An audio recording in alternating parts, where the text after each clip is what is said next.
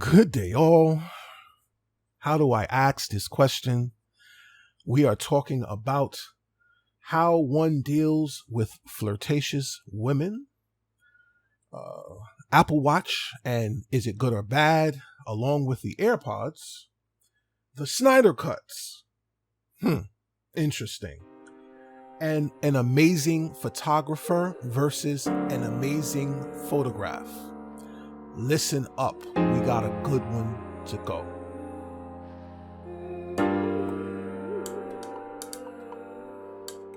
Welcome all. We are back. This is another TTL podcast for that ass. Gentlemen. What is the deal? My name is Ramon. And I'm your boy Snow.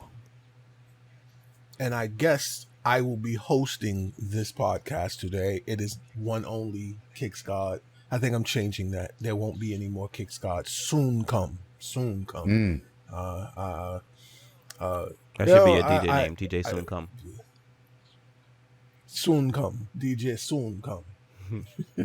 Interesting. You never meet the drop. The beat just never drops. Yeah, no.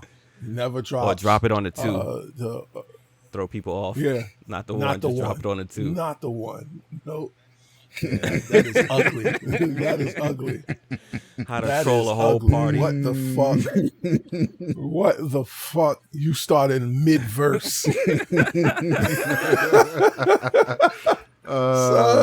Fucking A. Son, that is insane. Could you imagine DJ Stacks dropping on a two and not the one? You know, some DaBaby shit. Yeah. Nah, that is horrible. That is horrible. But what's been going on? How's everything been going? How is your quarantine / what the hell is going on? Protest / loot / getting my ass in the house by 8 o'clock. That's what's going on. Ain't gonna catch me. We got that curfew. We got all the stuff going on. So, yeah. Yeah. And rest assured, that curfew sound goes off on my phone religiously since the day of. It's like a since the day goddamn Amazon movie in the alternate universe. Yeah, for sure. Like what is that movie? Where they was killing everybody. The Purge. And the Purge, yeah. When you hear that sound, you better be in your house. Cause motherfucker, they even locked up the fucking Uber Eats guy. What is it guy? The dude delivering food. And then he's essential, isn't he? Yeah, the mayor and the governor was like, okay, the dude is an essential worker, so we can't be out, but he can.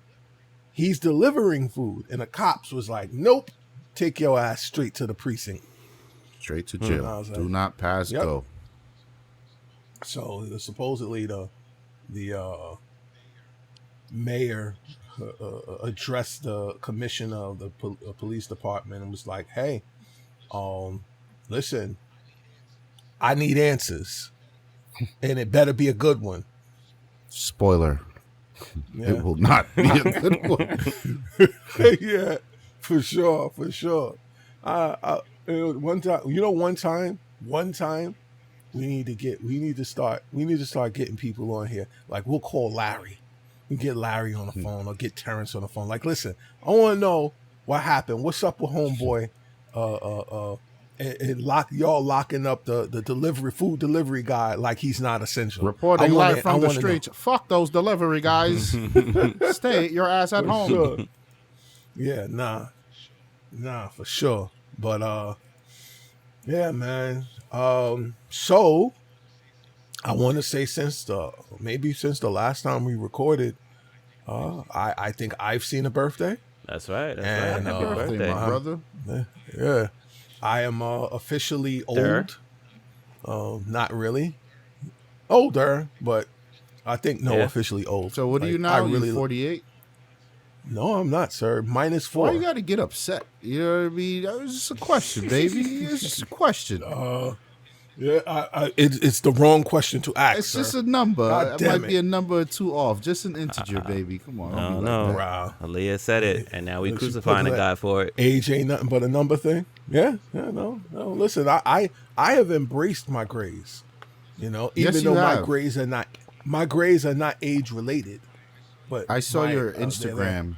I am black man photo. Yeah, Why don't you just got dye the rest of your hair gray, son? I think it'll look good. nah. No, all right, okay. Nah, this because so this is not no longer really salt and pepper. This is silver. Right, as I was This saying, is you should silver, be a and this full on is silver fox, picking up the groceries in I the don't know. supermarket with the Yeezys. You gotta eat, so you know what I mean. You gotta delve into this, man, all the way in. Yeah, I don't know. I don't know. It's funny. It's funny that you say that because on the Instagram post, which will immediately segue us into our first topic, or I guess icebreaker moment. Um, there was a person on the Instagram post. This is no one that I know. It's a female. She says, without anything else, marry me, emoji, emoji, emoji. So I'm looking at it. So the first thing I do is I'm going to her post and I'm like, okay, I need to see who this is because they're about to get You are unfollowed. wrong, sir. You need to delete that shit. Delete your account. Delete all that Call shit. AT&T. I need a new phone. I need a new phone number. Yeah, yeah. So I'm like, all right. I mean, I know my wife. She's not going to go off the deep end about something that no one that I follow. This is a random person because it's tagged, and the tags that I used were very current tags, Yes. and this is proof that I have not been shadow banned because it's pretty Yeah. seeable. So, and I'm just like, do I I think I don't even know if I liked the comment. It's just there. So, cuz once you like that comment, now all hell breaks loose. And I don't even understand why the like a comment is there. So you don't have to Why respond to not? everybody. Yeah, so, right. Because that shit gets annoying Ah, responding to motherfuckers. it So you at I least mean show them that you acknowledge their what they're comment. saying. Mm-hmm. I guess. I I ain't guess. mad at it. So how this takes me into the first, I guess, conversation of the day. Uh, Gentlemen, you see it like I see it. How do you deal with flirtatious women while being in a relationship, engaged to someone, or married to someone?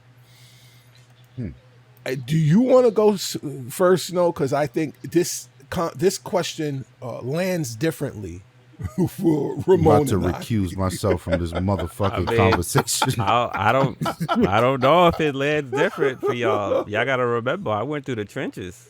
Yeah. Yeah, you did. You was like damn near married. Got stripes on the I'm a shoulder. free man, and let me tell you, I had a target on my back for several reasons. Yeah, Chris Brown. I think that's what they Fam, used to I call had him. a target on my back. I mean, all right, so at the top of it, I do nothing, right? And the nothing is, Tell me more. Do nothing. I had established and built my relationship based on who I am, what I was, and my partner understood that. And most times where I got the most blatant flirt was with people who were just in passing, and you nod, smile, go about your business. I was fortunate to have a partner that just would know that's what it is. My partner also got a lot of flirtatious dudes that be, hollering at her. She was a beautiful woman. She is a beautiful woman. So there was no, mistake about that. Plus, I know what I got. So, hey, shout out to B, right? Now she didn't feel that last line. She didn't feel the same way, but she just do who I was. So if it's randoms like that on the post or something like that, for the most part, Right. what I knew didn't bother her. She didn't care. Now, I did get into some smoke where it was randoms who was persistent.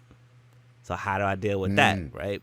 Well, You talking about social media? this is on the social media side. I flipped the gears. Okay. Because that's where a lot of it would happen. Right. Most of the times, I'm not in those positions for flirtatious women to get at me like that. Like I've had some at the job. I've had some who was on a train with me. Part of your daily commute. You get what I'm saying? And those are easy to deal with. You just don't cross the line. You let that person have their fun over there in the corner. If they make small conversations, you make sure you put your stamp on it right away. And if they accept that stamp as, oh, okay, he's letting me know he got a girl, so I can maneuver this way. No, we can't maneuver no way. If you're not trying to be friendly on this conversation, we're not speaking at all. You know what I'm saying? Like that's what that is. And I've had a woman, try that.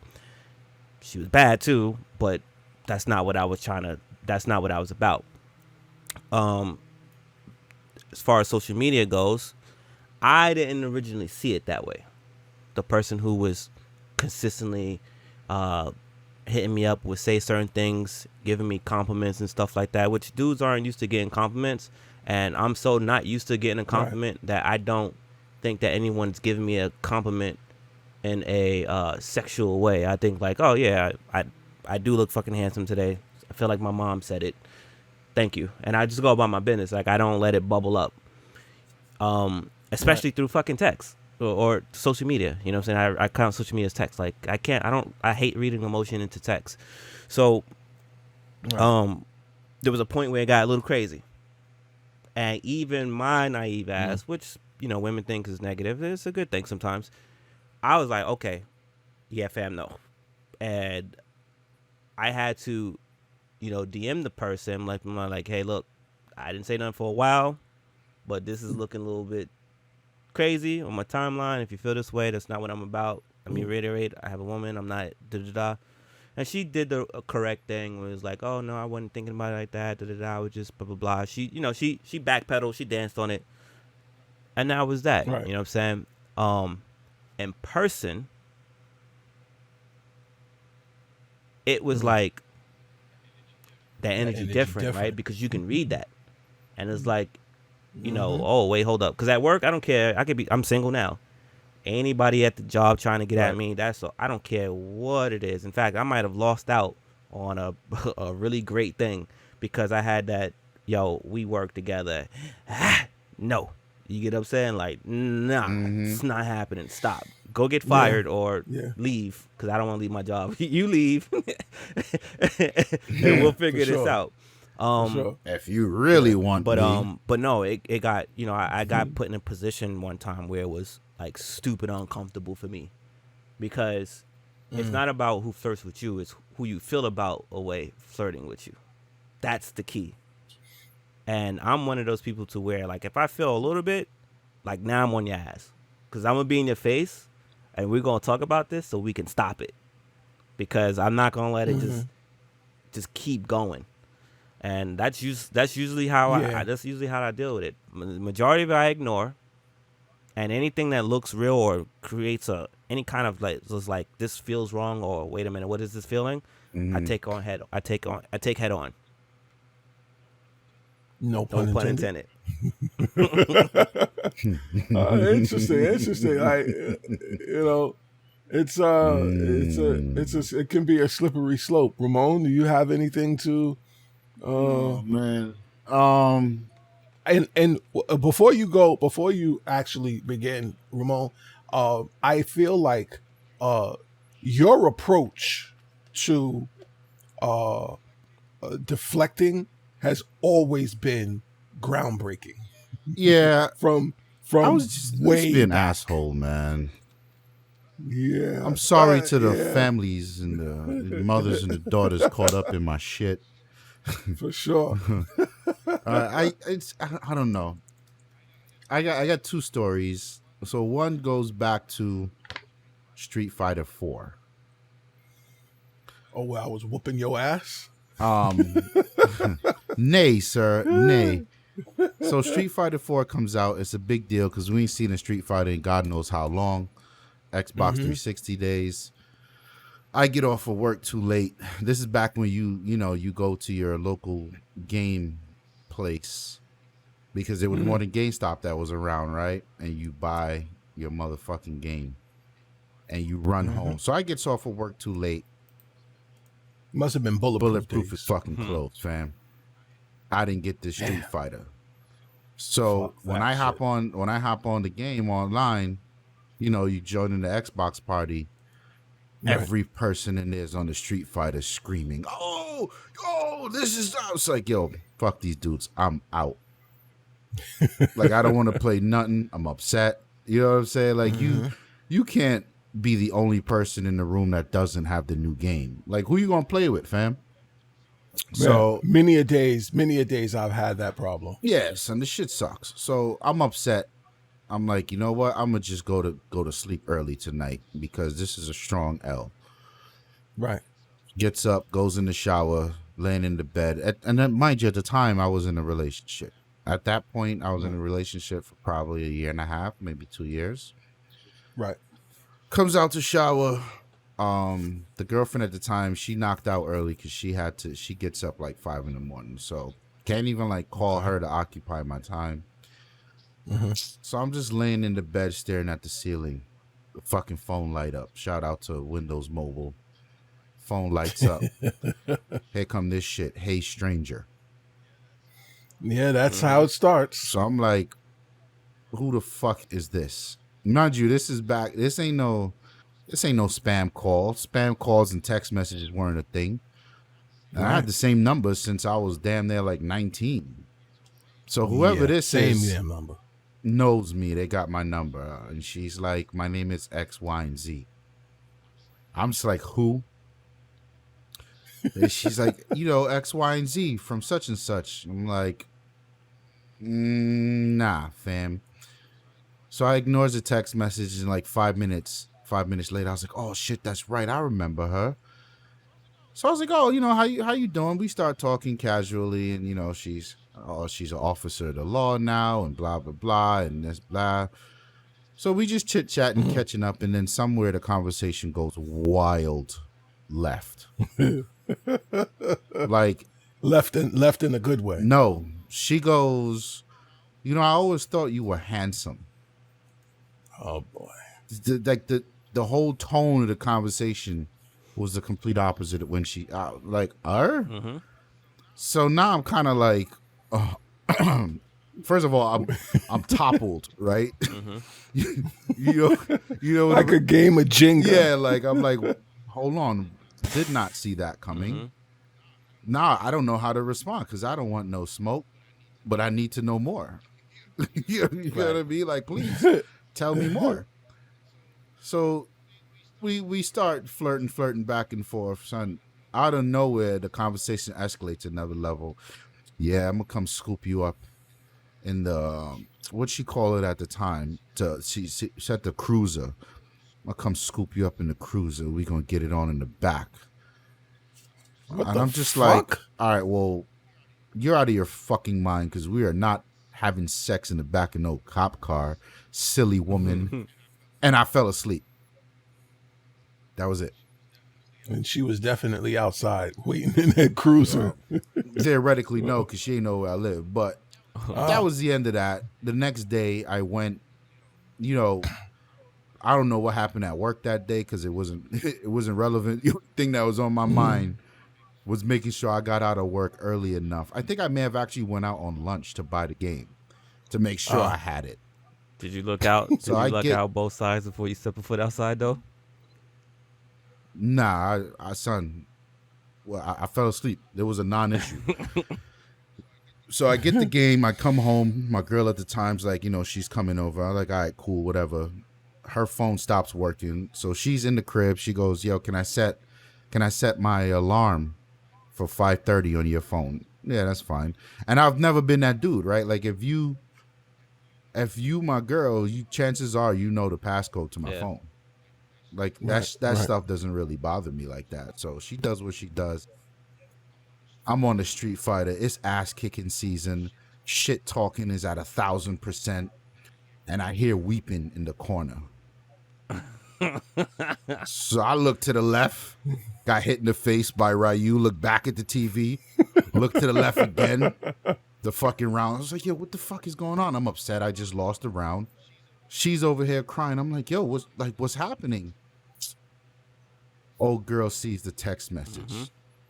Oh, the failure to delete. Son, but that's my point. Like, I wasn't even in that asshole mode. Like, I legit, like, all right, this woman is fucking nuts. I'm going to sleep. I completely forgot about it. You know what I mean? Yeah. Like, right. And I paid the price for that. Yeah. I paid the price for that. Yeah. And my second story ain't really, because that relationship never, Clearly whatever. you were cheating. Yeah, it never came back from that. Once a woman don't trust you, good fucking luck. Yeah, pretty much. The second, well, this is not the second time, but my second story is I went to BJ's. This is like the day before my wedding. Because remember, I told you I went back. We went back the day of. Right. So this is not a story that I am aware of. This is the day before I get married. I'm in BJ's. You know, my wife is off with her girls, wherever the fuck they at, and all my mans and them is coming through later. So it's all right. Let me go get all this shit. Son, I gets on the line with this shit. This is the BJ's around me. Yes, I gets on the line with I don't know, a shit ton of like soft drinks and shit. And Shorty is like in my grill. Why you all in my grill? And the interesting part about it is I'm still rough because I didn't clean up for the wedding until the day of. Oh, they see it. Or actually the night before. This was the day before, right?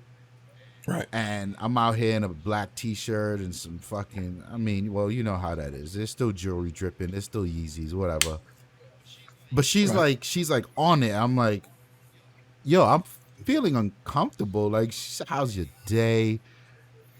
And I'm like giving her short answers, but she's like, she has this intense look. Like, are you going to scan the fucking drinks or not? Right. Like, hold on. So this is the person that's this is the cashier. Yeah. Fam, she's like shit. on it. It's probably the most uncomfortable like 3-minute interaction I've ever had in my life. Right. And I'm just, son, like I was so shook up about it. I'm like walking to the car. I was like, yo, when did women become this outwardly aggressive? Not that there's anything wrong with it. I just hadn't seen it in a long time. Because I'm always with my wife. So I mean, you know, she complains. We go places. The waitress will be flirting. I don't know what you're talking about. The bitches put the water down. So all the time. Like, how the fuck? I don't even. Come on. Right. So I don't know what she be complaining about. But fam, this shit was wild. When I looked down at the bill, son, there was at least 2 or 3 things she didn't even charge me for. Wow. And I was kind of like, what the fuck? Maybe you could say I'm that asshole dude in the room that's like, yo, she was looking at me. Like, fam, there's 50 people in here. She was looking at, she was looking at me. Right. Like, oh, okay, Darrell, that's fine. You know what I mean? But the fact that she didn't charge me for like 2 or 3 things, I was like, yeah, I'm not coming back in here. She's looking, and she's looking right at you. Yeah. So I mean, to answer the question, I got some funny stories, but I feel like, yo, you just deflect that shit. And I don't feel like there's anything wrong with flirting. It isn't. You know what I mean? I guess in some ways. Like, if somebody flirt with you, you could be polite. You could also shut it down, but you ain't gotta ride the wave all the way home. Yeah, I mean, a lot of times you just ignore the advances, don't reciprocate, and be polite. Yeah. So once you take it with you, if you don't leave it where it is and you take it with you, then it's a problem. Right. Yeah, and the other thing too is I also learned like body language too. Like I'll get corporate on you real quick once I see that. Like once it registers to me, close that stance. I close up. I turn the body to the outside. I all the hip, everything that's supposed to be pointed direct towards that person, I start turning it out. Like, Yep. nope. Mm-hmm. There you go. So Close that off. So, yeah, I get it. I get it. What about you, good sir? So, oh man, I listen. I have been in my lifetime a recipient of flirting and the flirter. I feel like you're right. Flirting is something that I don't know. One can say it keeps the blood flowing, if I'm allowed to even say I that. understand. But it's should always remain where it is. I'm more than certain there's a level of flirting that my own wife does that, it's just like, it's for us at this point in time, it would be okay, for the cost of something to be less, or the ability to get something without having to give something. Absolutely. Yeah, that Mountain Dew. I need that extra bottle of Mountain Dew. You know what's good for that? Your supermarket. Yeah. Oh yeah. Oh yeah. Fuck your supermarket. Oh, yeah. I'm never going back in there. That is definite. My supermarket is not a good place for married people and people in relationships, and it's definitely not that place. But I've always, like I said, I've always been privy to flirtatious women. I would say give you two as well. My first interaction with flirting obviously came from my prior job when I worked for Blockbuster, but I don't really want to use that. I'll use the current job because it was so pronounced at this job. Work for the city. City workers seem to, I know it's everywhere, but it's a different type of flirting. I agree with that. A city job. I agree with that. So class graduates, we get our assignments, and I'm at this particular spot. So, when you come through the doors for the first time, it's always all eyes on you. When you come in, it's always all eyes on you, but it's different when you come in for the first time. So it's, who is that? I wonder if he has a big D. It's and you can, like, from a distance, this is earshot. It's I like the big one. It's it's whatever. It's all eyes. It's the gamut, the range. Like Snow, insane. Or they be all over this motherfucker as soon. I'd be pissed because he'd be getting. It's just crazy. But yeah, I ignore all that. It's like built into my. I'm single as fuck. I ignore everyone. You gotta put your titty on my forehead and be like, "Look, boy, I'm fucking talking to you," and I'm still gonna be like, "Yeah, here." Those are nice. I think you might want to wear a red bra instead of a black one. Oh, and get your fucking titty off my face. Forehead. I don't want that residue on my forehead. Holy shit! But yeah, no.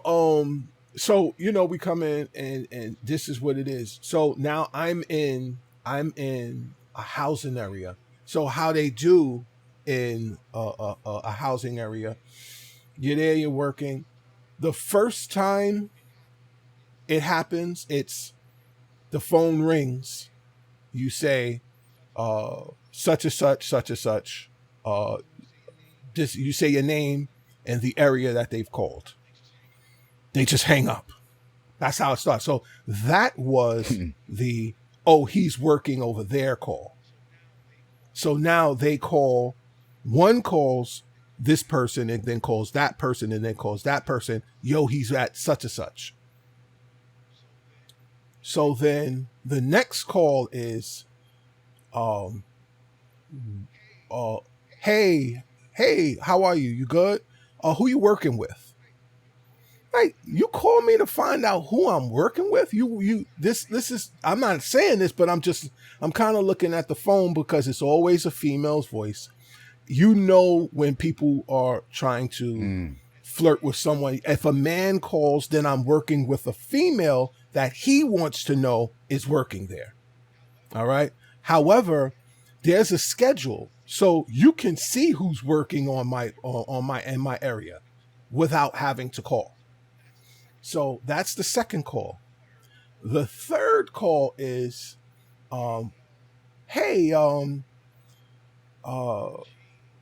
G,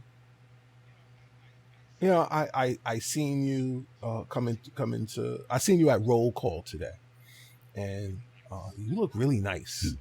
And it's just very deliberate, very intentional, very straightforward, cut dry, straight to the chase. Then they ask, "Are you married?" And it's just like that. There is no chill, no calm. I'm going straight in for the kill. This is what I want. And in many cases, so what the thing that was scary for me is they made it a thing when I was training to be what I was for my career. They would talk about 17%. So I don't know if anyone knows what 17% is. 17% is you mess around and you get someone pregnant on the job, and their purpose is to get pregnant, have a child, and now have 17% of your check. Wait, what? That's damn. Get money, chicks. That's fucked. That's fucked up. This is the objective of many, not all. That's like but saying it happens enough that you can say it's a yeah. And I have worked. There are people that I have worked that people faces that I see right now in my own mind that it was 17 years of hell. Yikes. 17, like they've walked in, had a child with someone, and now 17 years later, they are still feeling the effects, because once that's done, it's like it seemingly it goes good, and then it just turns sour almost overnight, and off she goes to the court system to start the process of child support. And we all know that in many cases, child support is not support for the child. It's support for the parent. Yeah. And the child gets whatever they get. So that was a real big thing that people preached to new staff when I came on. And like moving forward, and I guess I could say maybe the second Flirtatious. Oh, good one. So my wife and I, we're in King's Plaza. So I want to say she was at work and I was picking her up, but we had to go to the glasses place to pick up some new glasses for me, or put some in, something to that effect. So was I walking in to see her? I want to say I walked in and seen this young lady. She had a baby carriage and some stuff. She did some shopping, whatever. The baby couldn't. I mean, it was a baby carriage, so you're talking between months of having her current child. But she was facing the opposite direction. You know how they have the benches in King's Plaza when you go through the parking lot when you come in. Right. So she was sitting the opposite side of when I first walked in. So she never really saw me. So now I go in, I'm in. I saw my wife. I said, "Hey, I'll be waiting for you." I want to say I said I'll be waiting for you in the parking lot, the typical way. So now I'm walking back, and I'm walking now on her side because seemingly I'm like a car in traffic. I can't be on the opposite side coming in. I have to be on the traffic side. So now you're you know what I'm saying? Towards back, her, she's facing you now. Yes. So I see her, she sees me, she's still there. I'm like, you're waiting for someone, whatever. And she sees me, I see her, we kind of lock eyes, and she's just like looking at me. Now it's not just a look up, I see you, oh okay, you're nice looking or you're not nice looking, or you're not my type or you're not my type. And then look down, look away. She's gazing at me. And I'm like, So I proceeds to walk past her, and now she follows me. Oh. She's looking up. Now everyone can't see what I'm doing, but Ramon and Snow can see what I'm doing. So she does this. Yeah, she's locking eyes. She's gazing and locked in. Right. She's locked in.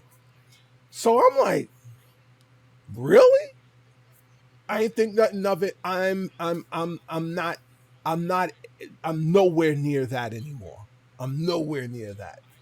So I proceed on. I get in my truck. I move my truck to it's the lines in the lines where you can't park. But I park there, and there's a garbage can right in front. So when my wife comes out, I could just pay, and then we can bounce. So I guess the car or whomever she was waiting for pulls up and maybe called or texted her and said, all right, I'm here, you can come out. So now I want to say I had just got out to pay for the parking, and then was walking back. Who's walking out now and sees me again? The same girl. So now I'm like, okay, here we go. So now I'm walking to my car. She now sees what fucking car I'm getting in. And I had the Escalade, the white, my last truck.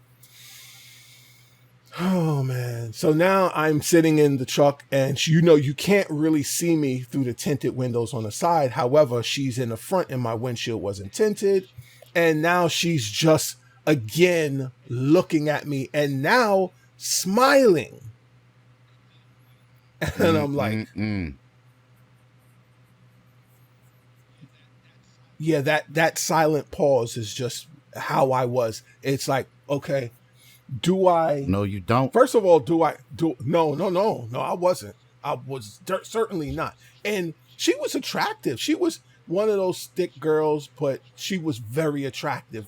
Like, she was nice, whatever. So I'm like, I was feeling like, do I say something to my wife about this or don't I? Like, those were the things, because it had never been so blatant. Not in a while, yeah. Yeah, and as a married man, how do I address this? Look down at your goddamn sneakers. That's what you do. Son. So, she came out, and I told her, I said, let me tell you, because this is how it should be. I said, do you know that I was silently flirted on? She said, what do you mean? What is silently flirted on? So I ran the same story back to her.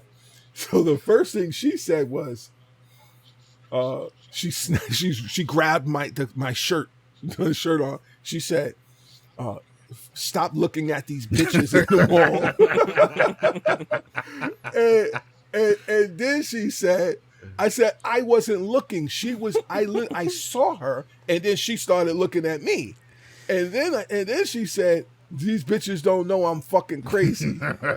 I said, I guarantee you they do not know you're crazy, but I'm sure you will show them. Oh my god! And that would probably conclude our intermingles or intertangles with flirtatious women. They are out there, and much to your point, Ramon, women nowadays have become more aggressive. I like it that way towards. Because I didn't like the chauvinistic rules of engagement of yesteryear, where dudes can be super flirtatious, super aggressive. They can be fuck monogamy. They can be promiscuous. But when women do it, you hoe, you slut. She's slack. She's loose. She got no morals. She's fast. Like, I don't agree with that, fam.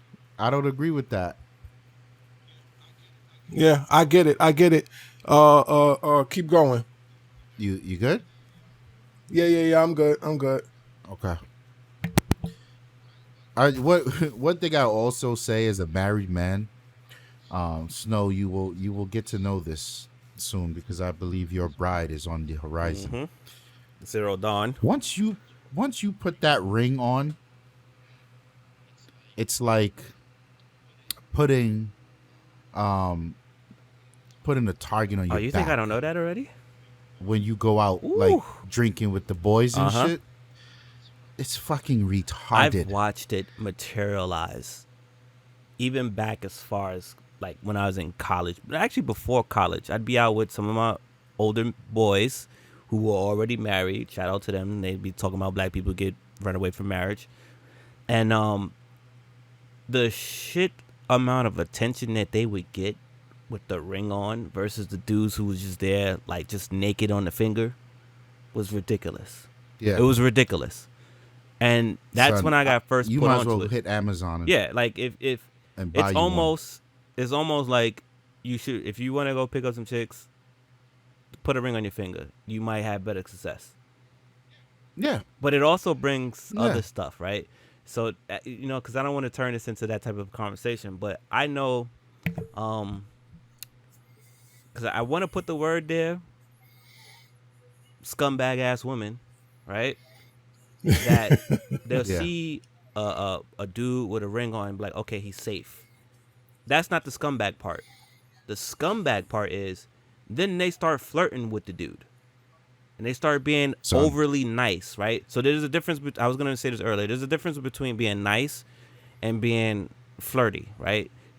And that there's a line in there that gets a little blurred, but there's still a scale. And I watched these women play that blur line so much. You're like way too comfortable. You get what I'm saying? And the guy just sitting there just taking it. And sometimes you can just look at the guy and be like, yo, I need help. I need an adult.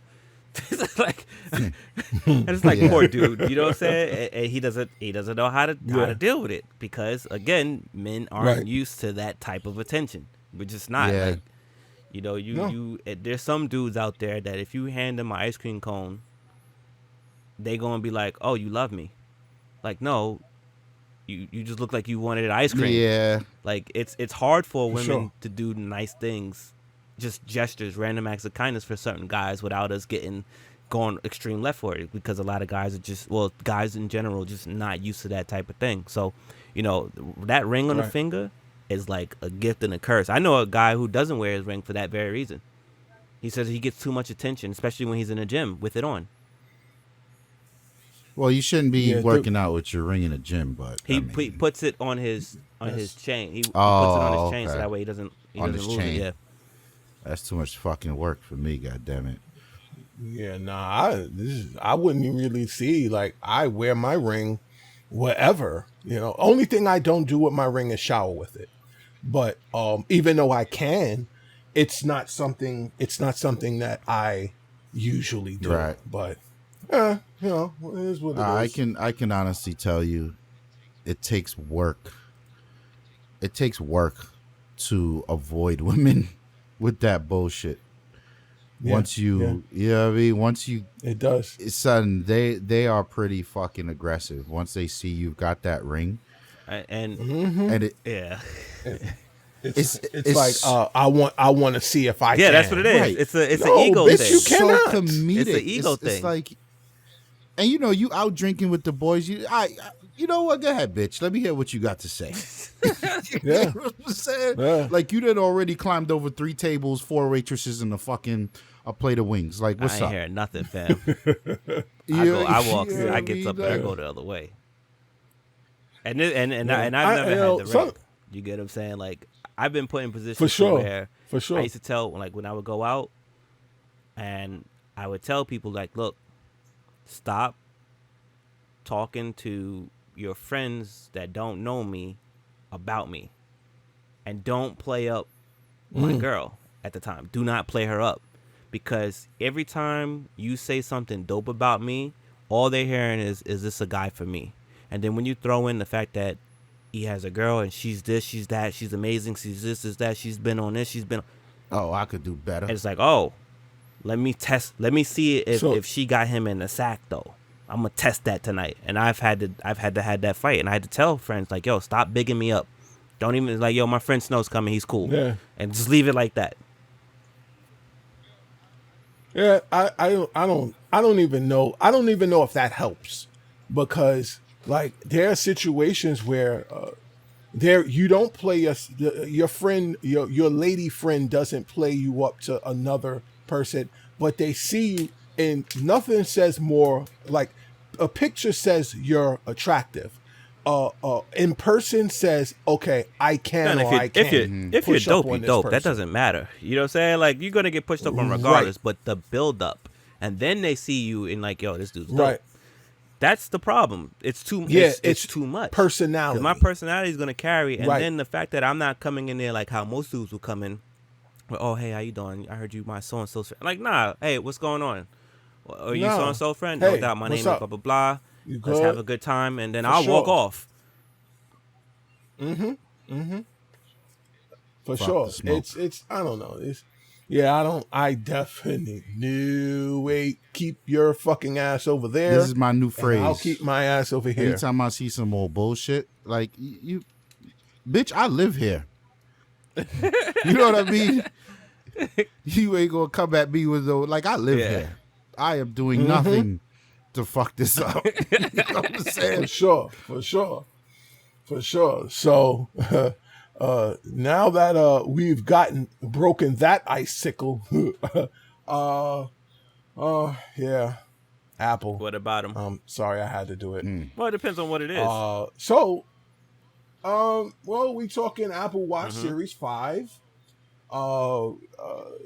We all know what the Apple Watch is, right? I think we all Trash. have an understanding that, whoa, we'll get there, buddy. This is like We'll one get of 3 there. products But- that they make that I think isn't trash. I teeter between you and Ramon.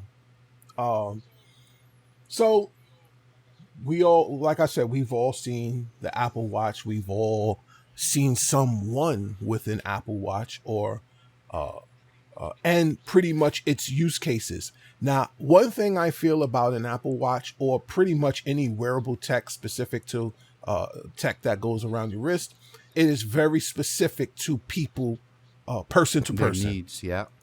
Yeah. And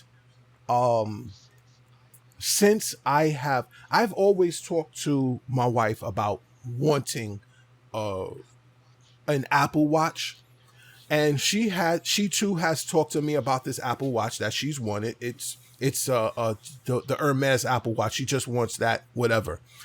So, but I never really found a use case for me having or owning an Apple Watch. And I was just like, I don't want it to become a niche product for me. I want an Apple Watch. If I'm going to have an Apple Watch, I'm going to have it, use it, experience it. It's going to work for me. As it has nothing to do with fashion. If somebody saw me with an Apple Watch on and said, "Huh, you're wearing an Apple Watch?" Yeah, motherfucker, I'm about my health. So why don't let's not talk to me about wearing an Apple Watch versus you wearing your I don't know, your whatever watch. Mm-hmm. You know what I'm saying? Because your reason why you're wearing your watch and the reason why I'm Are wearing this different. watch is different. Yeah. So, so when it really became a thing for me, has obviously since this pandemic thing became, and there seemed to be more of a health even really before the whole pandemic thing spanned out and became a real issue, when my wife got sick. So it was like, you got something wearable that can measure your BPM constantly. And yes, it's always been a thing. It could always measure your BPM, but now it's more important to be able to measure her BPM now than it was before. And other use cases when it comes to health and the health app. Me now believing I haven't gotten a diagnosis, but I believe I have sleep apnea. So Mm-hmm.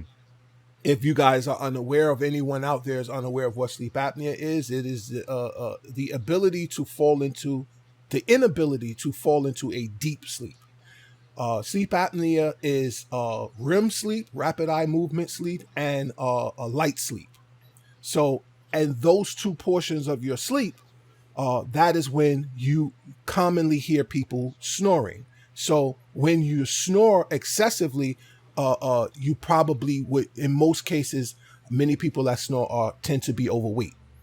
Now, your body can never get fully into a deep sleep because you snore. And that noise or that sound constantly keeps you between these 2 points. So, and not getting a good night's sleep means that it's likely that you never fell into a deep sleep. So the Apple Watch has apps, or certain apps, or native apps that function at tracking your sleeping patterns and sleeping Mm-hmm. habits.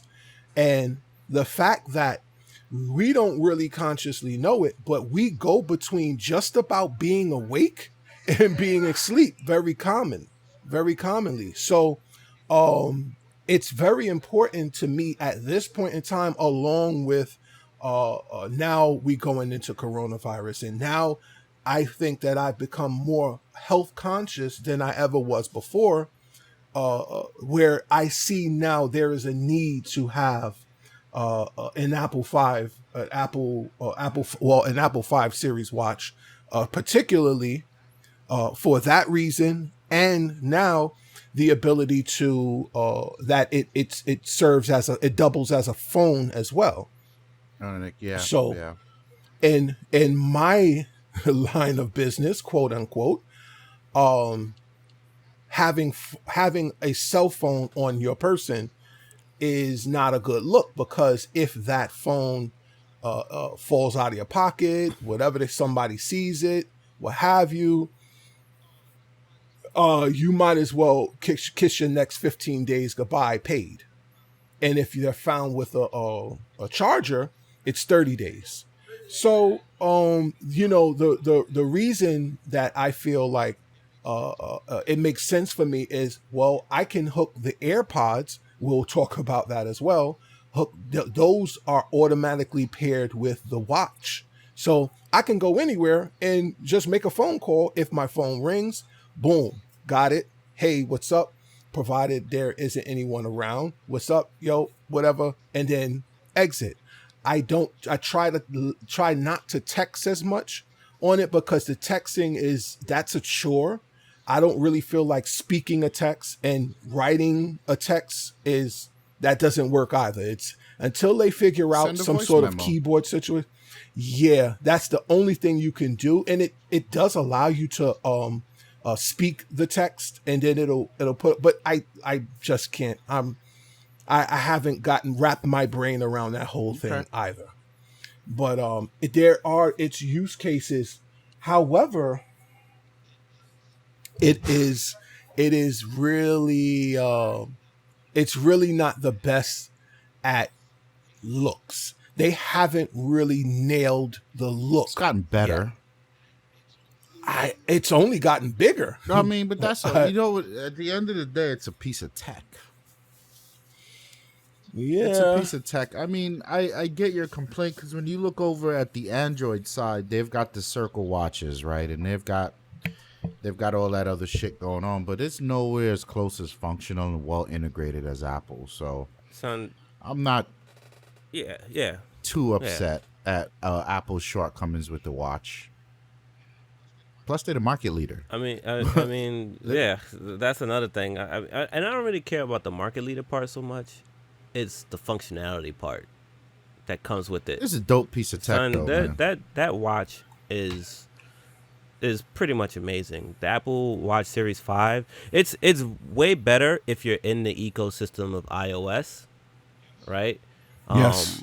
If you don't have an iOS phone, you should probably look at something that's more Android based as opposed to looking at something like that, because you're not going to be able to take full advantage of some of those features that device has. And right. To your point, you don't want the squareness. You get some rounded shit over here on the Android side, but to be honest with you, it's just really hard to go against that Apple Watch. Go ahead, Ramon. Yeah, it's tough. Go ahead. So I think, I don't know how it happened. Google just can't get their smartwatch stuff together, and it sucks because I don't think they believe in it. The Samsung one. I don't know. I don't think they believe in it all the way. Oh, I had the Samsung one, the last one that they released last year, whatever the fuck, and it was pretty cool. For me, the struggle really is to not wear an actual watch, because I got a pretty good watch collection and I enjoy it. I just like the mechanical shit on my wrist. But I did see a lot of value in having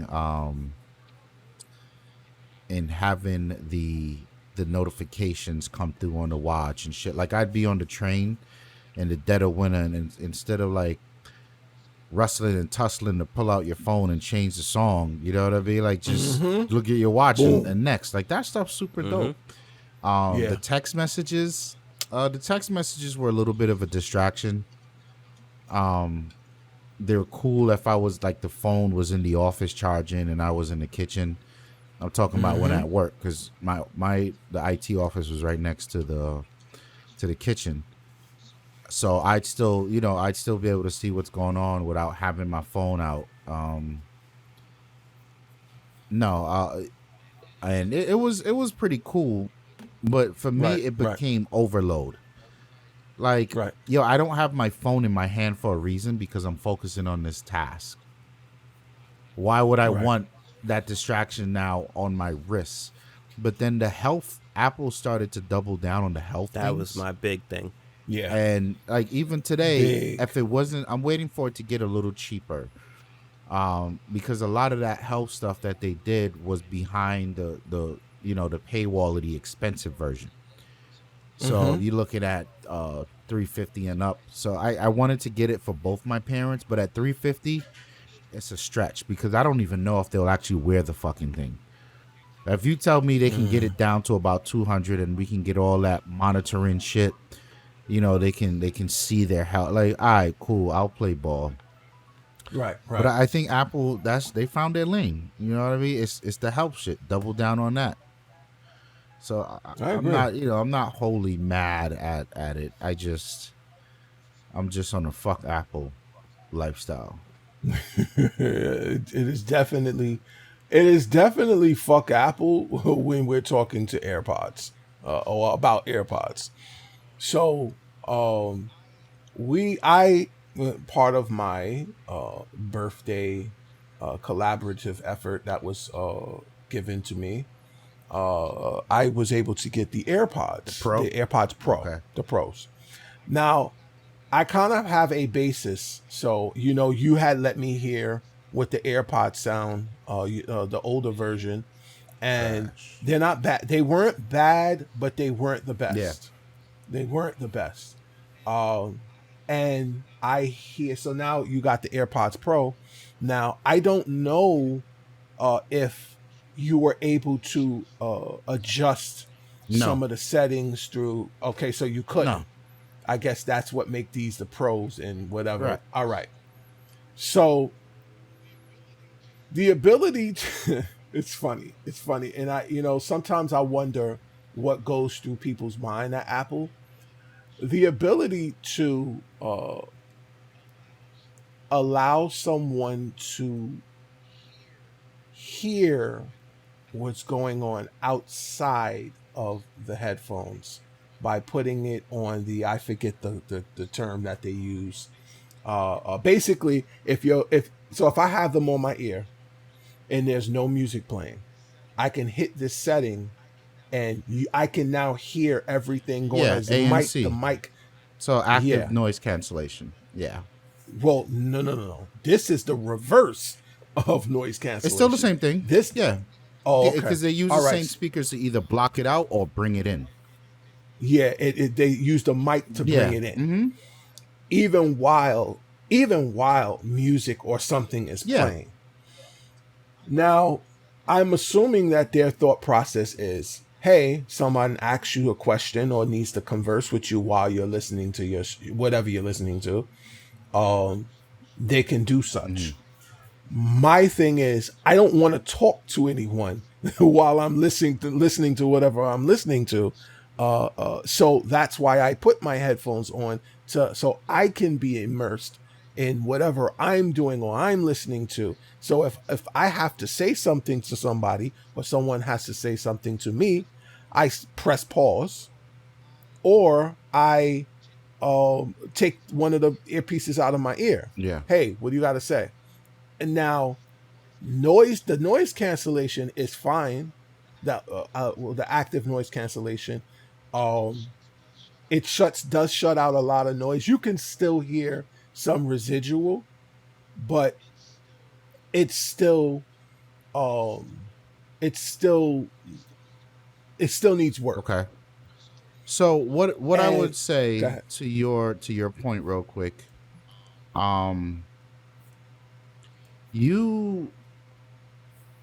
the inclusion of your surroundings is not so much for someone like yourself, but someone that's on a commute or someone that's Right. out jogging, someone that's out doing whatever in the street.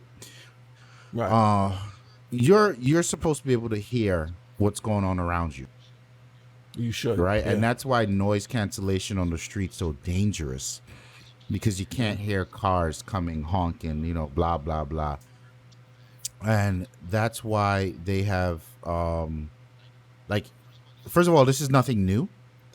So the type of duality between canceling noise and including noise, Sony's done that with their earbuds for a while. I think Bose may have done it as well. Bose, it's a standard feature on Bose over-ear headphones. So that's always been out there, but there's always a warning. They say, hey, make sure you be aware of your surroundings when using noise cancellation, because you literally can't hear shit. Right. So you think of emergency vehicles, somebody yelling, hey, watch out. Like, you can't hear that.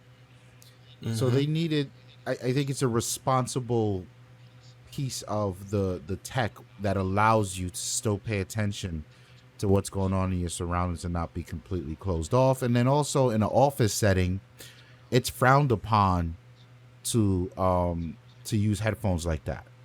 It's actually in some companies, in a lot of companies, it's in the employee handbook. They don't want you using headphones, right? Because it looks as very closed off. You're standoffish. You're alienating yourself from conversation, from productivity, blah blah. They don't see it the other way. Like, my coworkers are just fucks.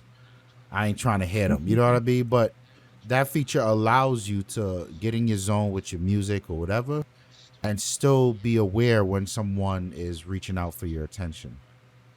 Right. So there, there's I see value in both, and why there's value in both is because, like you said, I'm trying not to hear you people. Well, then you can do that. Right. And the other person who needs to hear but still wants to be in their world, they can do that as well. So I'm not too harsh on the AirPods for that. Now, what I have, my harshness, like I think it's a good idea with the whole active noise cancellation, opposite noise cancellation thing they got going on. I think it's called transparency. Probably, Yes, yeah. I think it's called transparency. Um, some of these shit sound like fuck. They update, and the when they first released, seemingly they sound pretty decent, but there was like a popping. It's like Yeah. ever so often you would hear like kind of, and I still hear it even after 2 No, updates. that's your fitment. You need, Is yeah, it? it's not fitting in your ear right. I've read Well, those complaints on the forums, and they recommend. uh-huh. Are you at the largest tip? I went through all of the tips and nothing worked. So the way they're set up. So you put one in your ear, you put one in your ear, and now you go through the whole setup. And it usually will say, for me, it usually said fit. the right ear wasn't properly, you gotta adjust it. So I go through the adjustment, same thing. Now I'm like, okay, well, let me check the other ear tips. I put them in, whatever the case may be. Now both of them aren't correct, and I go through the larger ear tips. Both of them aren't correct. So now I go back to the small ones. It says both of them are incorrect. So now I take them out of my ear. Then I put them back in my ears, and now it says again that one of them is correct and the other one, the same one, is incorrect, and then the left one is correct. I did this. I did this shit for about an hour. Yikes! And I'm like, okay, so it's not working. So and this is part of the thing about Apple is it's never Apple's fault. It's always your fault. And I get it. I get it. No one's ear canal, of which when you put, it's like a fingerprint. No one's ear canal opening is the same. It's impossible. So it's impossible. However, you have this one generic ear tip that is supposed to be good for everyone. I disagree, especially when you have a device that reads if the earpiece is properly seated in your ear. Yeah. Get it? So I'm at a threshold where I'm debating buying foam ear tips that they've been pushing on. That may actually help. I'm like, yeah, that may help. And but I'm just like, why the fuck do I have to use something non-Apple for Apple product to work? I mean, you already put that baseline down. They sell one for all shit, but it really never is. It never really is that. And now my third gripe is the shits don't even sound as good as the wired headphone, which I already know it wouldn't sound better than anything wired. However, it's just like, where the fuck did the bass go? So I will say that the original AirPods, just much like the wired AirPods, if you hold those things in your ear at a certain angle, they can sound decent. Yeah. The thing with the, and I'm guessing this is why you are not getting a good result, because I can say I bought them for my wife, and I've listened to them. They're okay. They're decent. The AirPod Pros I'm talking about, they're decent. Right. They're nowhere close to like my Jaybird runs. Nowhere close. In fact, I just bought the Jabras. I forget which model number it is, but of course, Amazon is fucking around. I bought the 75Ts. Jabra was. So these are supposed to be the top. Between these and the Sonys, these are the top runners for the best sounding earbuds. And the reason I didn't go with the Sony is because I like the Jabras are a little sleeker in ear. The Sonys are a little more bulky. However, the AirPod Pros don't sound bad, but I think they rely a lot on the fit and that suction that they create. And if you can't get that right for you, then it'll never truly sound like they're supposed to. And then you have to come to the realization that any headphones that you get that creates a suction in your ear canal will sound good. Right. So Apple, you know, I'm always like, I don't know, fam. Like, I see all this technology shit with the transparency and the ANC. Like, yo, that's all cool, right? You pick it up and it pairs automatically to the watch, the iPad, the this, the blah. All that shit is cool. However, it comes at a cost of making it truly outstanding in the sound department. And I would also argue on Apple's behalf that, fam, the regular ass AirPods that came with phones for the last 10 years have been good enough for most people. And I know this because we've seen motherfuckers all over the place with those white trash ass. You know what I mean? Dongle City. It don't even fucking matter. Like, most people are happy with that. And it's like, for you, if I hear you get that fitment right and you complain about sound again, I'm bringing both my Jaybird runs to the crib, which you've already listened to. You remember the bass on them shits? It's like shocking. Yeah.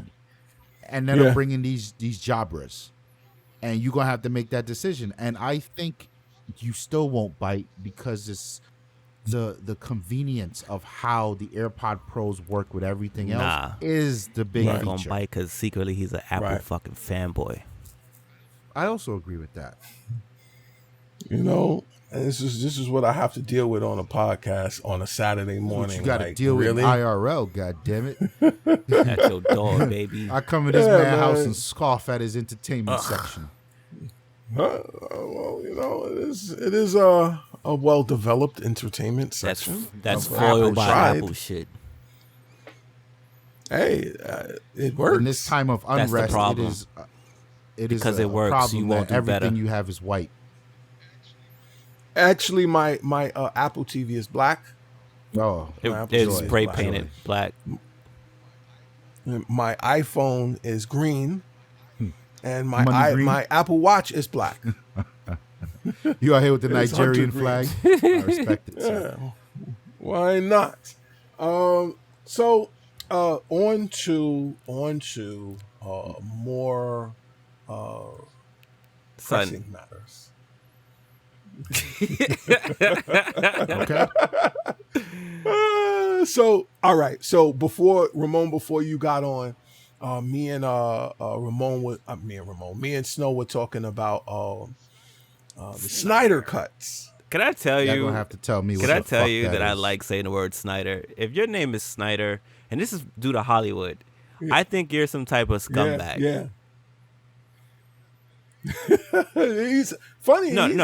He's probably cool. I'm just saying, like the stigma Hollywood has put on that name, Snyder. Yeah, it's always the fucking. It's either the goofy doofy dude or he's the 80s asshole. villain a little bit. Yeah, kinda, sorta. So, what's going on with the Justice League? You saw the Justice League movie. First of all, let me get your the parts I was able to tolerate trash. All right. I think the general consensus, and I bought the hard copy. The general consensus is that it was trash. Got it. So the reason why, the explanation as to why the movie was trash was because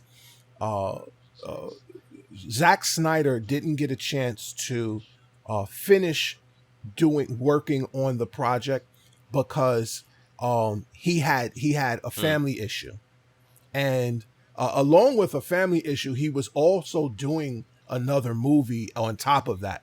I want to say it was the movie. Did he do that? Was that Zack Snyder?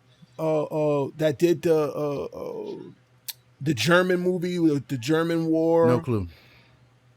Uh, However, I got uh, smoke for I- you. Go ahead. so you got basically he had to leave, and whomever did what.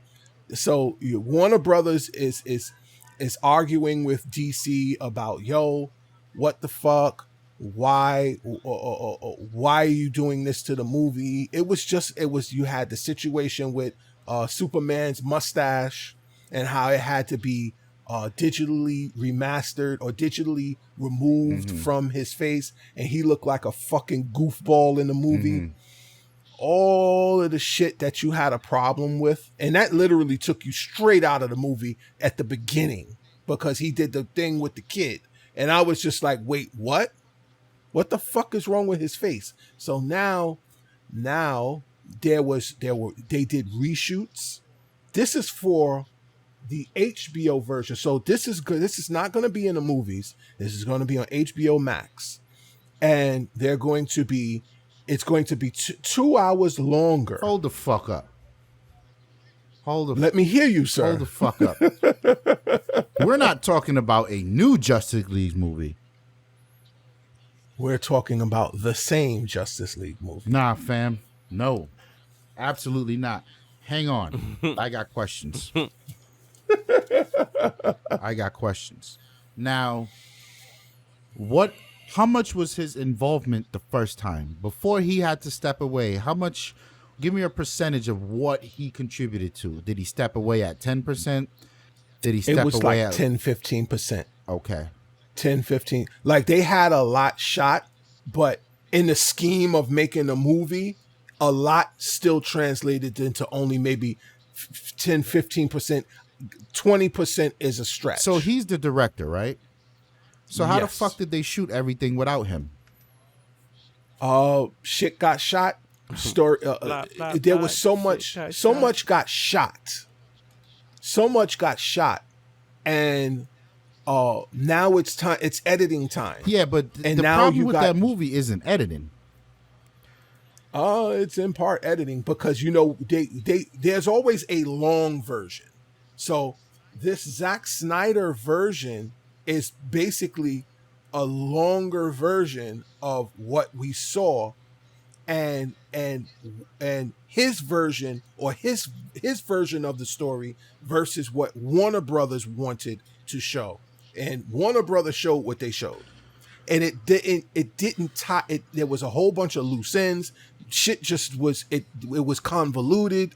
It was just a whole shit ton of a menagerie of it's like everybody took a shit in the same pot and stirred the shit up. Now it's everybody's shit and it don't look good. This is where we're parting ways. The acting in that movie was god awful. I agree. I don't care how you shoot it, how you edit it, what music you put over it. It was fucking trash. So okay. The actors are the it. problem. Maybe they didn't have a good synergy together. I don't fucking know. I don't care. It's DC. Fuck off my lawn. But I don't see how an extra 2 hours of this cacophony of fuckery is going to save this movie. I don't see it either. I listen. I don't see it either. But for me,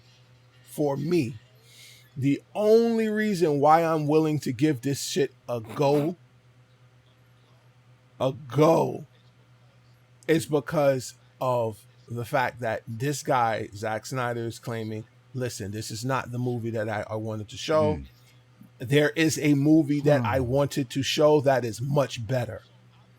So I'm giving him, not DC and not Warner Brothers, I'm giving him the benefit of the doubt because he had stepped away and it became a DC and Warner Brothers movie, not a Zack Snyder DC and Warner Brothers movie. So if this new version of Justice League is equally, if not more, as shit, now it's all of you guys' fault.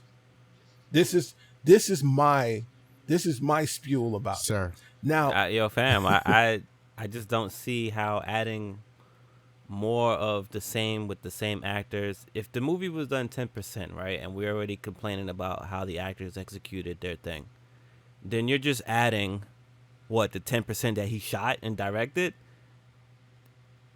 Like what are we adding? It's the same actors, it's the same flow, it's the same energy. There's nothing that can save that movie. And on top of it, right? What? Do you know what movie stops that? I mean, you know what part of the movie stops me from getting into the movie? The absolute fucking beginning. That? The absolute beginning. With the Yeah, whole Batman and all that shit he, fighting on the rooftop and all that. Son. Well, that was Batman v Superman. But this is my point. It's all supposed to lead up. So when I get to the actual movie that this movie is, it's like, right. Fam, you've continued that over here. That's So you don't like Batman v Superman either? I thought I was gonna like it. Whoa. Hold on, sir. You, Ramon, you hold on. You hold that energy because I have some energy for you because you said something different. I but thought ahead, I was going to like Snow. it, even when I chugged past that, and it just got increasingly harder to watch. What I did enjoy was the Aquaman movie, right? Because I want all this to work. In my mind, the Justice League animations, the movies, and the series. Right. Fam, those are so awesome. Dope.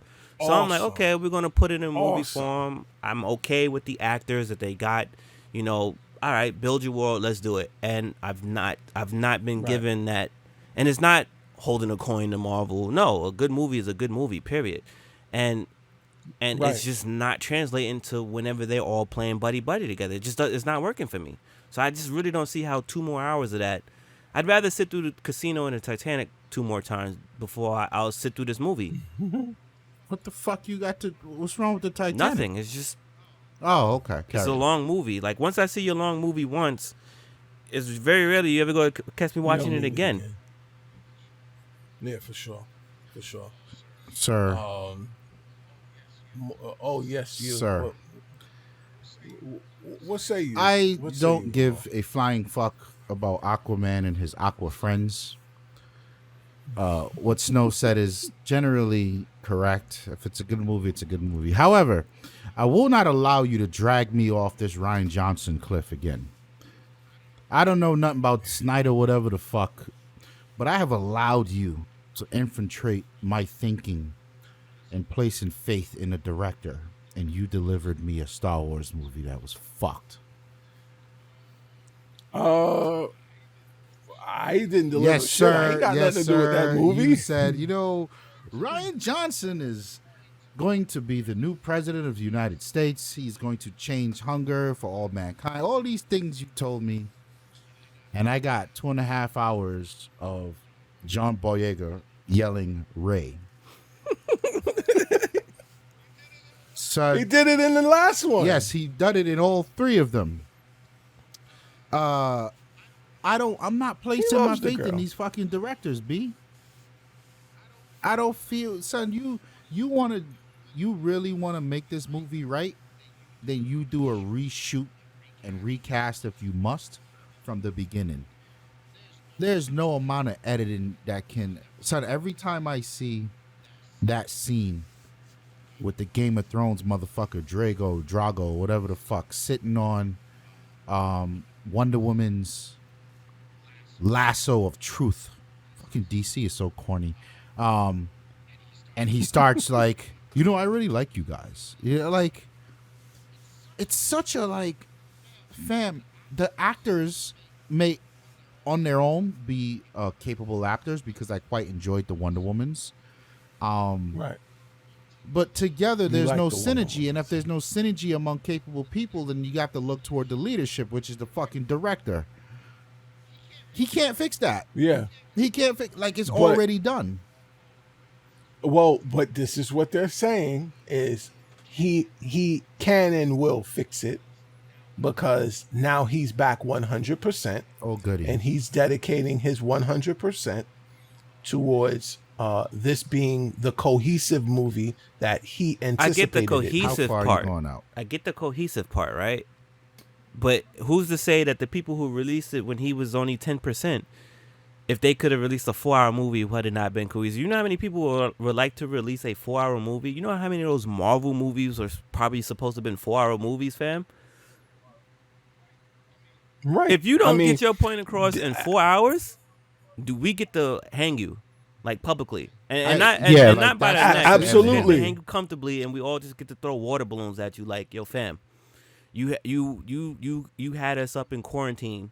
Some people about to order whatever they can to get to HBO, like it's Game of Thrones season again, just to watch this 4 hours of stuff. If you can't get your point across, like no matter how bad a movie is, if it was incohesive in the 2 hours, and you probably will make it cohesive in 4 hours, but the fact of the matter is this: it sucks. The movie sucks. If the material that was cut from the movie means it was cut from what was recorded, so the acting and the tone is still the same. That's our beef.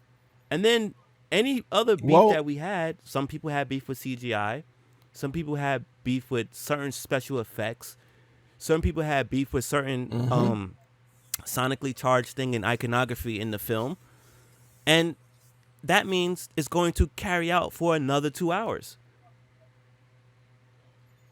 Well, on top of it being a 4-hour movie, oh God, there's more. It will be shown. It will be shown in intervals on HBO. Wait, yeah, and it's not even one sitting. Let me ask you a question. Rise, the video game Rise on the Xbox, right? As gamers, we all know what that game was what the job of that game. It was to show off the tech, right? And it did a damn good job of it. Nobody is sitting through an extra 4 hours of that game. For what? Nobody. We barely made it through the first whatever hours of game that they gave us. And that point, it was really just the people who got suckered into buying it. Well, you bought it, you might as well play it. Hang on, Tawann just said some fuck shit, son. I need to understand. What did I say? I was silent. Nah. You said that this is a 4-hour movie that will be shown in increments? So this is a fucking series. Are these people for real? So for HBO, they have changed. They have changed it from your typical watch straight through movie to an incremental movie shown at time by day by day, time by time. I'm not quite sure.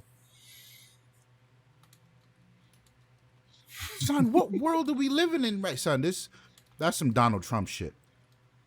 Yeah, that's some Donald Trump shit, son. I'm okay here. Well, I agree. Yeah. So, yeah, man. That's the Zack Snyder Justice League cut. And, Snyder, what up? Yeah, what up, Snyder? I hope he can do a good job at it because, like you said, Snow, a good movie is a good movie, and I want to see. I think there's a space for both Marvel and DC to live in when it comes to movies. So, yeah, and off we go. Fuck it. Photography. I will leave this to Ramon. Because I'm interested in the duality between the two of these subjects or subject matters or what have you when referring to photography. So this is just my an inquiry of mine. I had to know. Snow, you can input where you feel. You see the disrespect that comes, man? Amazing. Yeah, listen. Grab your Sony shit. I just grab for the people who can't see. I just grab my computer. Thank you, Snow. My computer camera. Yeah, maybe pull out the actual old boy, but go ahead. You can't because I got another one in here. You don't even know what it is. That's true. Oh, okay. You don't even know what it is, fam. So I posed a question. Amazing photographer versus amazing photograph. How would I know the difference? So I think when when I say amazing photographer versus amazing photograph, uh, so I understand there is a difference. A camera is only a piece of the part. Oh, look at that! Look at that! Rebel EOS. Canon. Indeed. I know that the ability to take a great photograph is a lot more the photographer, a lot less the camera. But I would agree. a camera, like the old school point and shoot, right? Mm-hmm. When it first became digital and everything was on a card, versus your let's say an A7, the Sony A7 with all of everything, and now I shoot. I think I'm a decent shooter. I'm not the best. I think I still struggle because you don't do it with, often. Right, exactly. So I may struggle with the perspective or my subject versus what's around my subject versus different things. Just speak to that. Right. What's the difference? What's the difference? Does it make a difference? Is it huge? Is it small? What is the? What do you say? I don't know. There's no real right or wrong answer to this. I think you can have both an amazing photographer and you can have an amazing photograph with the absence of both. I agree. I don't think there's the either or. It's lightning in a bottle. No, the two Right. play nice together, but also there's like margin of error. There's margin of success. It's margin of luck. Yeah, there's luck, and Yeah. So what makes? I guess we could tackle it. Let's segregate the question. What makes an amazing photographer? An amazing photographer is someone who is always on the lookout for a memory worth remembering. Moment worth remembering. Or a moment worth remembering. And that's like, I don't know if it gets more ambiguous than that, but that's all I got for you. And it's totally subjective, right? Like, you could look at some of my sneaker shots and be like, yes. Right. And then someone else will look at like, what the fuck's going on here? Why have thousands of dollars of gear and hours of editing to take this picture? Right. So it hits different for different people. And I think an amazing photographer, first and foremost, needs to understand what they are trying to capture and who's it for. Usually you'll say it's for yourself, right? This is for me, motherfucker. And if you don't like it, well, you can take that bullshit on down the road. Right. But we all know there's a component of that. Like you want your art to be liked. So that's not always the case either. So an amazing photographer is someone who sheds all pretense of what a photographer is. Nah, I'm just here to capture a moment in time that we will look back on and it'll evoke emotion or whatever the case is. People these days think an amazing photographer is someone who's master of ceremony when it comes to dealing with a camera.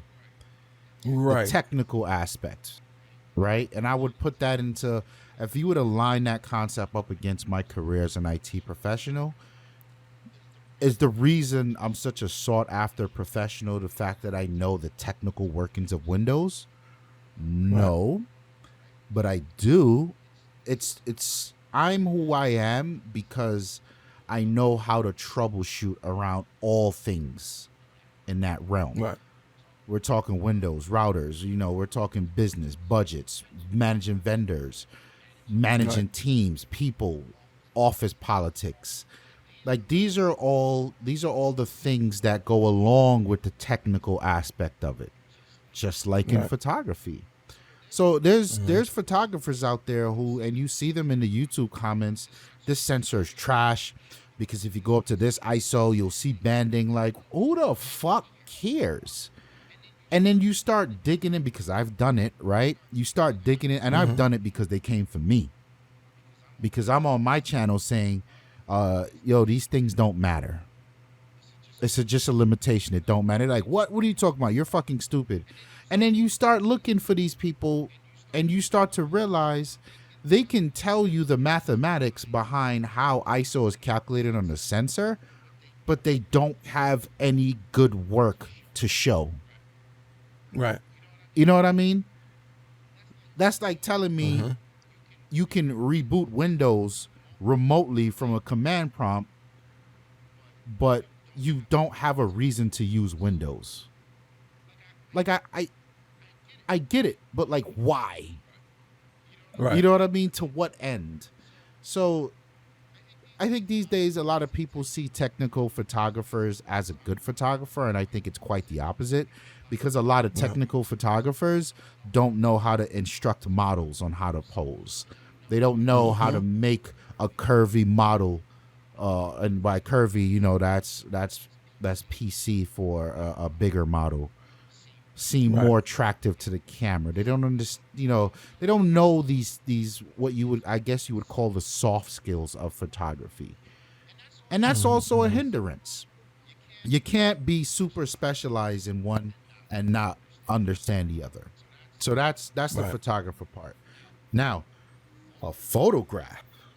What makes an amazing photograph? I don't know.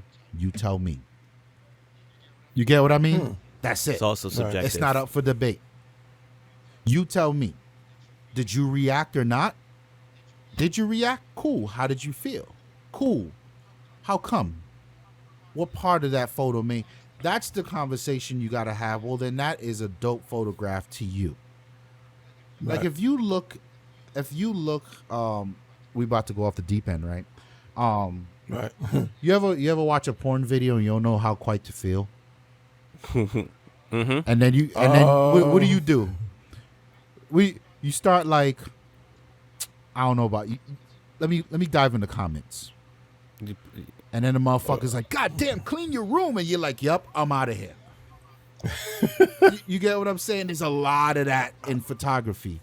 Like you may see something and be like, huh. And then a motherfucker comes in and be like, yo, that image is not sharp enough. Oh, this photo's trash. And a lot of that happens in the structured photography world. We're talking all these contests that's all over the place. People see, son, the photos that win contests every year, we're talking the big ones. The Nat Geos, all these photography institutions where they get these huge art and photo directors from all these different publications to be the judges in the panel. The photos you generally see are trash. And you're just like, how the fuck is this like number one? But then you read like the person's synopsis of how they interpret it, and then you're like, I guess I can see it. You know what I mean? Right. So your perspective on what's a good photograph can be swayed in any direction, but know that it can be swayed. And as long as it's not a solid, this is good or this is not, I can't tell you what's a good photograph. You guys would know good photographs that I post because, one, you know that I have a genuine passion for it, and you know that I'm in the streets putting in hours. So anything I post, you're going to be like, that's dope. But also, you would look at it and you'd be like, how the fuck did he capture that? Because you know how difficult it is to do that. So that makes it dope. And then there's someone that sees it and be like, it's a picture of a wall. I'm out. What can you say?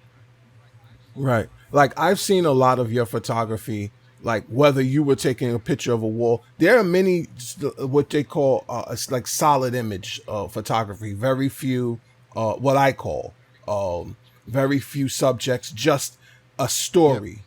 You know what I'm saying? That's like wild. Like one of the best. I've always said, a few of the best that I can recall pictures that I've seen come from you. One of which was the one of Michael B. Jordan, because it just said so Yeah. much.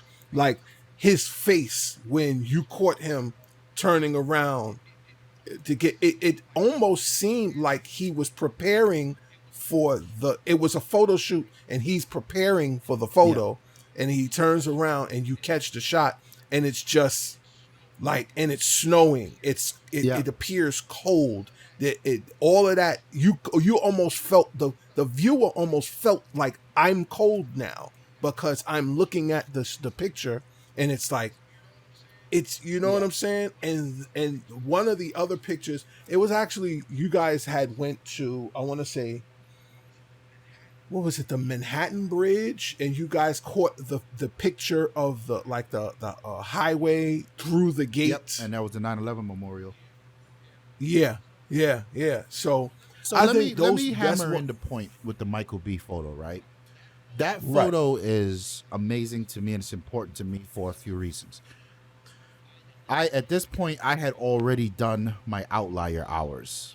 You know the whole thing about outliers. If you do anything for, what is it, Snow? 10,000 hours or 100,000? 10,000 hours. 10,000 hours, you become a pro, right? Right. So I'm well over my 10,000 hours, and I'm a very diverse photographer. Street stuff, landscape stuff, cityscape stuff, portraits, whatever. Macro product, I'm in there. I'm doing it. Now, running into Michael B. Jordan was happenstance, because that day was a snowstorm, and everyone got released early from work. Like, unanimously, the city was like, all right, cut out.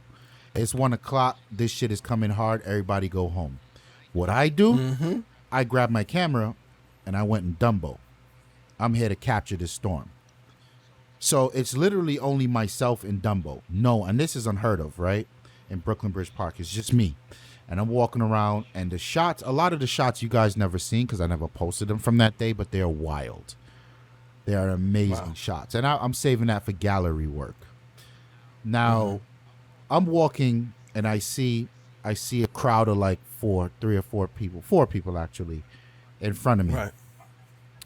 And the visibility is low because the storm is here now and it's coming and going. And I don't care. I'm walking. They're coming toward me, and I'm walking toward the left because I need to get this shot and get the fuck on the train because it's getting crazy out now.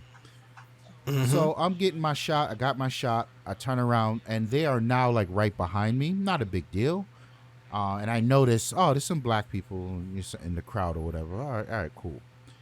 It's crazy to say I felt comfortable because I seen black people, right? Like that narrative, but whatever. Yeah. Couldn't say more at this point. Yeah. So I pull out at this. I had intended to do like a little. Now you could say TikTok, like a little TikTok-ish video of like 15 seconds of me being in the storm for like an intro for YouTube or whatever. So I pull out the Osmo Pocket to record the video, and I'm doing the pan shot. And in the fucking video, there was a white lady that was with, and I'm particularly identifying her as a white lady because, like I said, the crowd, there was black people in the crowd, right? That's all I saw. I didn't see her, and she's kind of she's standing off from them, so she's probably like 20 yards away from them. And we're the only people in this park, so it looks weird, like, yo, are you with them or not?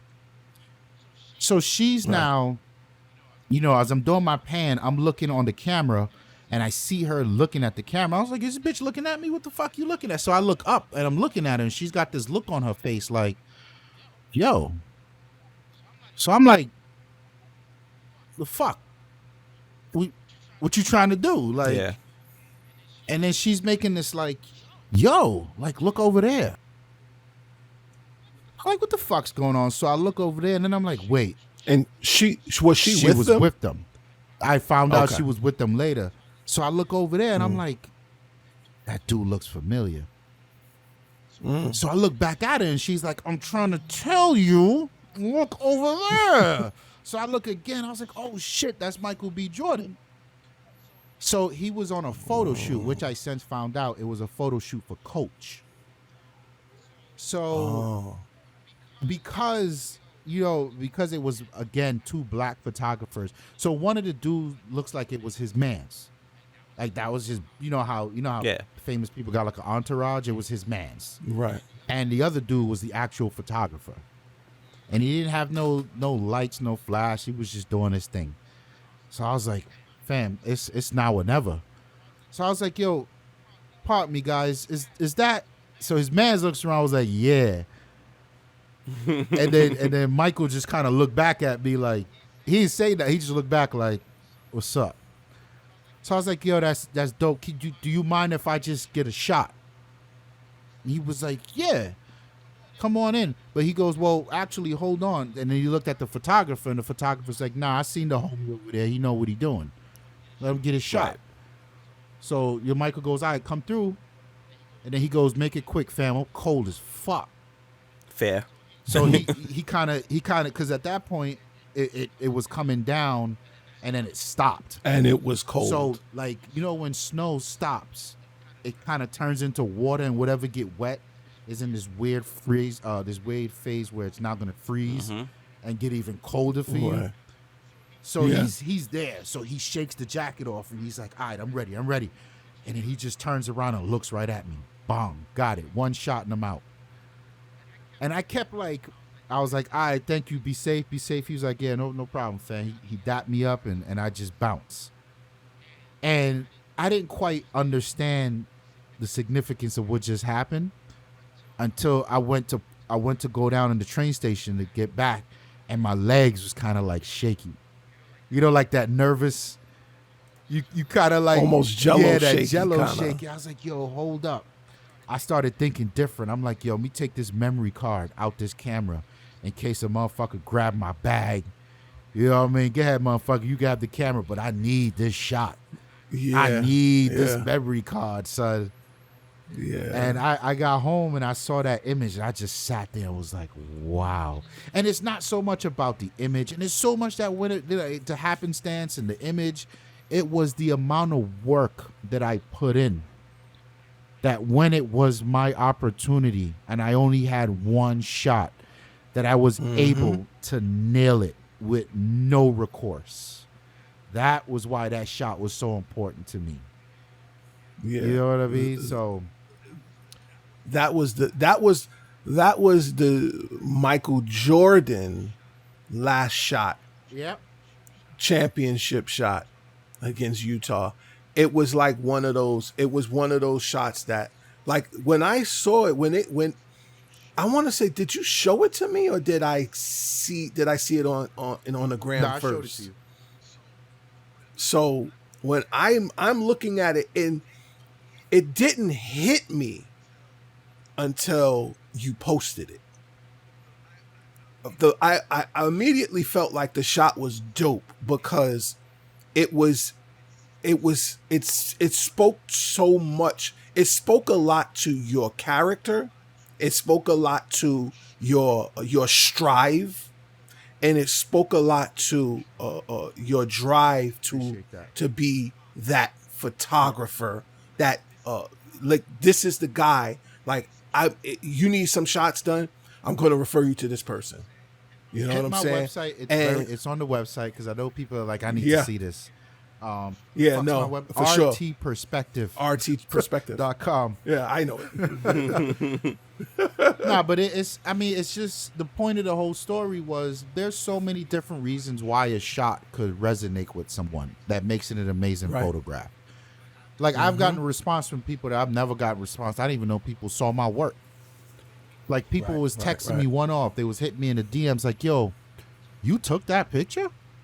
Was that Michael B. Jordan? That's the thing.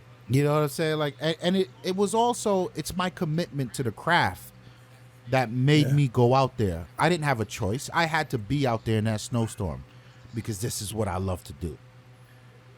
So right place, right time. You know what I mean? Mm-hmm. But the two are not mutually exclusive. A good photographer and a good son. Remember, there's a good part of photography that's also luck. So there's some trash ass dudes that's got award-winning photos. Right place, right time. And vice versa. There's some photographers that get paid $15,000, $20,000 a shoot, and you see their work and you're like, what? Yeah. You know what I mean? Yeah. So they're not mutually exclusive. I get it. I got you. So to put everything into its perspective, I wanted to. We had another topic, and I omitted the topic not for time because I think we can clear it with enough time and be out. However, I just felt like it was appropriate to highlight you, Ramon, because I don't think there's enough emphasis put on your craft when it comes to photography and there was just certain I was like, we need to talk about that Michael B. I think we've done it before, but not to this scale. I appreciate the floor. I felt like it needed to be highlighted because listen, it was a shot. It was a shot that I go back to every now and then today, and I'm like, yo, son, how the fuck did you get this shot? Even though I know how you got the shot. Amazing. Yeah, same for me. I look at it. It's the first image on my website when you hit my website. Yeah, and I'm just like, every time I see it, like, Especially like when I'm having a bad day. You know what I mean? Like, I'll look through my work and be like, just a reminder, I am who I said I am. You know what I mean? Because sometimes you just, you don't know. You get that shit beaten out of you. And people can't take away your accomplishments. Your accomplishments will always be your accomplishments. So, man. So, like I said, I'm not going to speak on L's that I took in sneakers. So, with that being said, gentlemen, do you have any more to say and any more to if do? I can, there's one little more piece there. Because you asked about an amazing photographer and an amazing photograph. For sure. When talking about an amazing photograph, for the last, and you guys may have noticed this on my feed, the last year or so, I've switched gears from individual photographs to series of photographs. So for me as an artist, my next direction is gallery work. Nice. And gallery work needs to be cohesive. It needs to feel like I'm constantly present. There needs to be a lack of luck. You know what I mean? Like, he's got this one great image over there, but what the fuck's the rest of this shit? Like, nah, that's not what we're doing. So I've been attacking body of work. And when I go out, you will see, I post images to Instagram in series of 3s because there's story. It's about the story and the images that contribute to it, not the individual photograph. And I think that's my direction now. And don't get me wrong, that's cool. Nothing wrong with shooting for that lifetime shot. But I'm putting all my energy into telling the lifetime story. I want people to look back, and it's starting to pay off because a lot of the comments on my YouTube channel, like, people are clicking through and checking out the work. Because I guess what I'm saying, they're validating what I'm saying. Like, okay, I can get what he's saying. It makes sense. Let me check out his work. People always come back and be like, holy fuck, your work is amazing.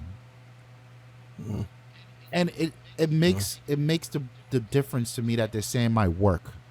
Not I've got some dope photographs over there. To me, that's a different animal. You know what I mean? Yeah. Nah, fam, look at my work as a whole.